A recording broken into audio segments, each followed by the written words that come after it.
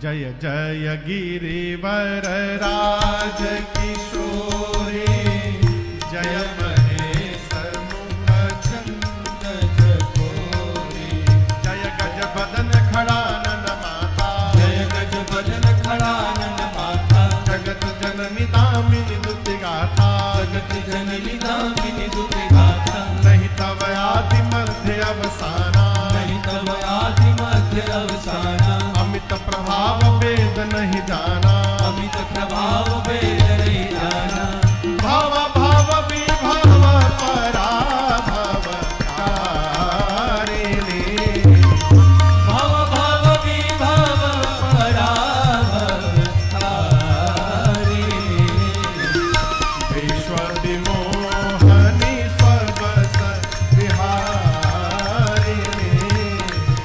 विश्व विमोहनी स्वबस विहारिणी, विश्व विमोहनी स्वबस विहारिणी, पतिदेवता सुतीय बहुमात प्रथम तवरे, महिमा मितर सकई कही सहस सारिया। सीता मैया जाकर पार्वती जी से बोली, हे गिरिराज पुत्री आपकी जय जयकार हो, हे गणपति जी की अम्बा आपकी जय जयकार हो, हे कार्तिकेय जी की अम्बा आपकी जय जयकार हो। माँ, आपके प्रभाव को न शेष न सरस्वती कोई नहीं जान पाया, आप वैभव देने वाली है माँ। संसार में यदि पातिव्रत धर्म में निपुण स्त्रियों की गणना की जाए तो आपका स्थान प्रथम आता है माँ।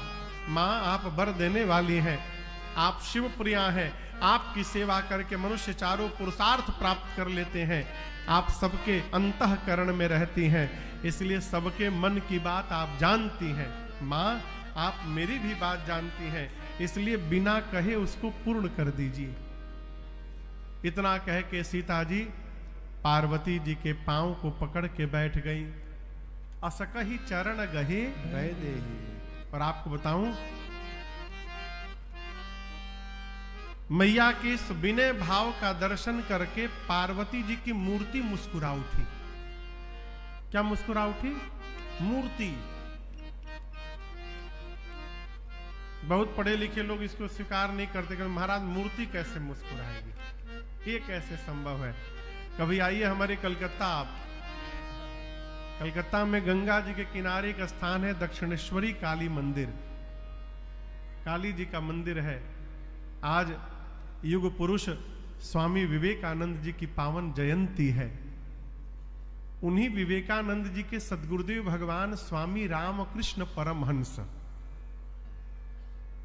रामकृष्ण परमहंस जी उसी दक्षिणेश्वरी काली मंदिर के पुजारी थे। और आप मुस्कुराने की बात करते हैं। रामकृष्ण जी भोग की थाली लेकर जब मंदिर में जाते थे दिन में जब भी, तो काली मैया की मूर्ति में से साक्षात मां काली प्रकट होकर बैठ जाती थी डेली। अब वो सामने रख के भोग नहीं लगाते थे। रामकृष्ण जी अपने हाथ से निवाला तोड़ तोड़ के काली माई के मुख में उनको भोजन कराया करते थे। वो स्थान, वो स्वरूप मां का विग्रह आज भी वहां पर है। कभी अवसर मिले कलकत्ता जाने का तो दर्शन करिएगा।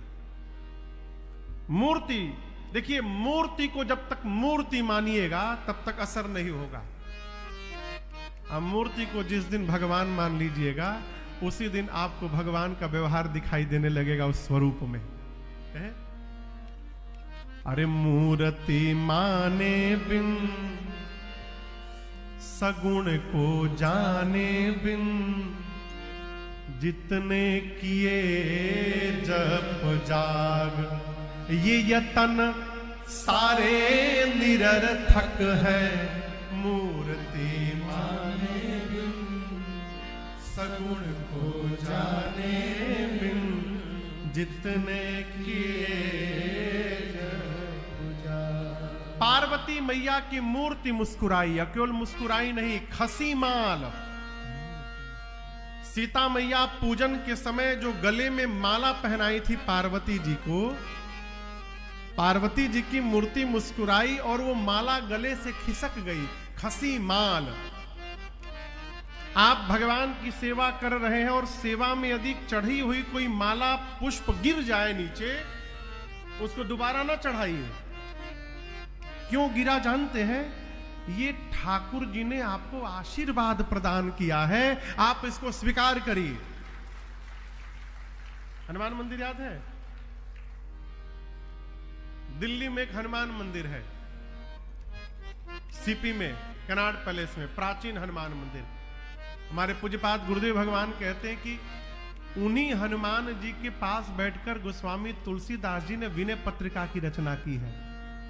अद्भुत स्वरूप श्री हनुमान जी का एक कथा पर मंच पर विराजमान है। ये वही हनुमान जी महाराज है, सीपी वाले ही हैं।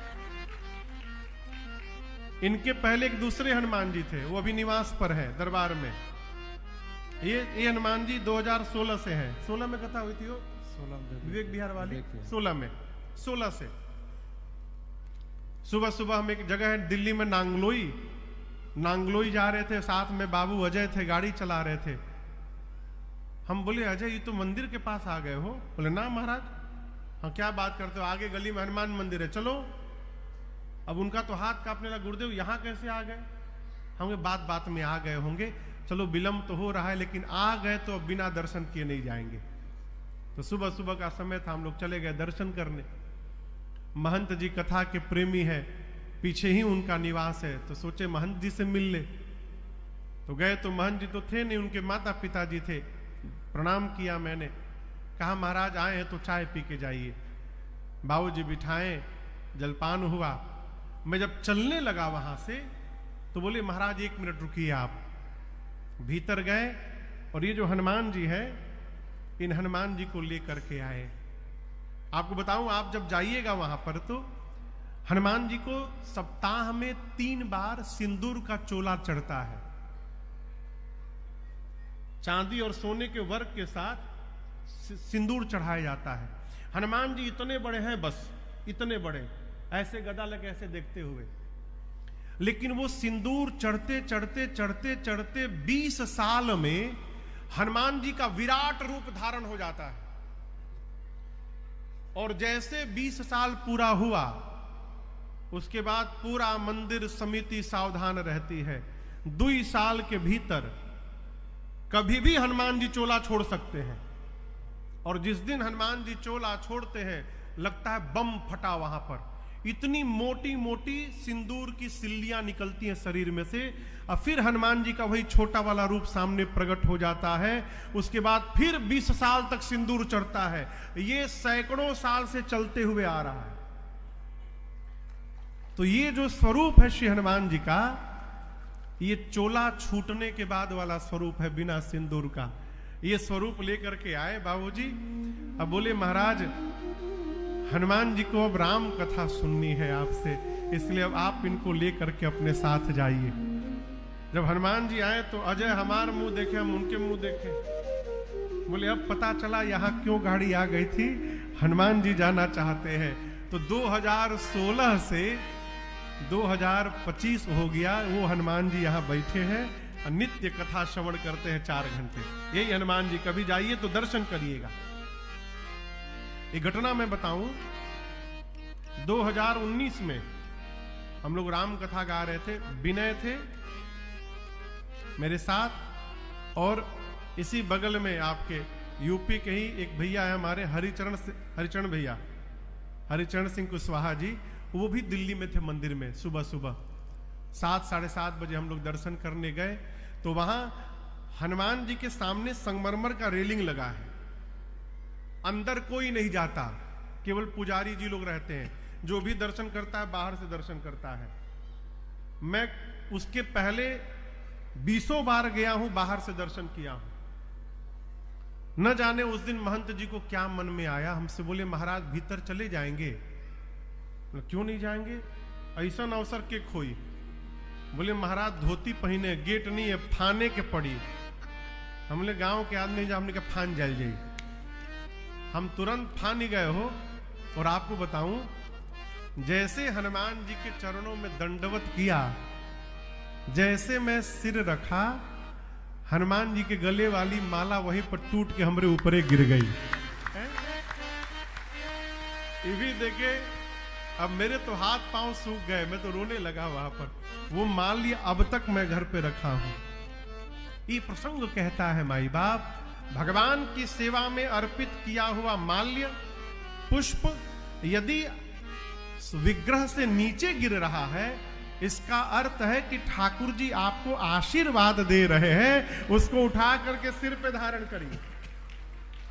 पार्वती जी ने जो माला पहनाई थी, वो माला खिसकी खसी माल, मूर्ति मुस्कुराई। पार्वती जी ने कहा, सुनु सी असत्य अशीष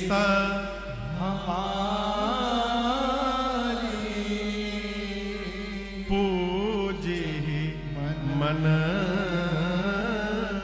कामना तुम्हारी। हे सीता जी, आप हमारे आशीर्वाद को सत्य समझिएगा, आपकी मनोकामना पूर्ण होगी, आपको वही वर प्राप्त होंगे जो आपके मन में रचे बसे हैं। पार्वती जी ने कहा, मनु जाहि राचेऊ मिलहि सोबर सहज सुंदर साधरो करुणा निधान सुजान स्नेह जानत रावरो एहि भांति गौरे असीस सुनि सिय सही सही हरसि हरि तुलसी भवानी पूज पुनि पुनि मुदित मन मंदिर मुदित मन मंदिर मुदित मन